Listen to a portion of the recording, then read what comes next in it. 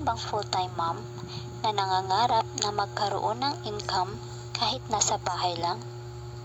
Hi, I'm Mary Ann. Isa akong full-time mom at housewife na tulad ng maraming magulang ay nangangarap ng mas magandang kinabukasan para sa pamilya.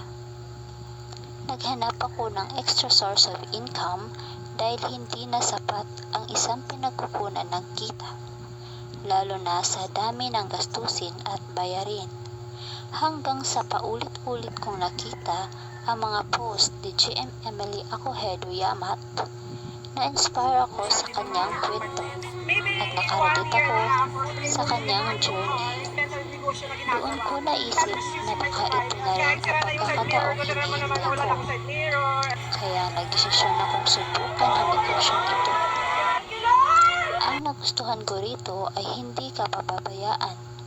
May maayos na sistema, step-by-step na training, supportive na mentors, at isang community na nagtutulungan para sabay-sabay umangat.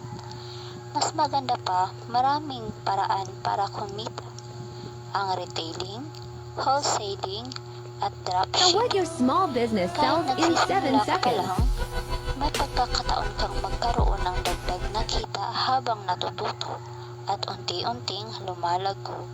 Kung ikaw rin ay naghahanap ng extra income o gusto mong malaman kung paano ito nagsisimula, message mo lang ako.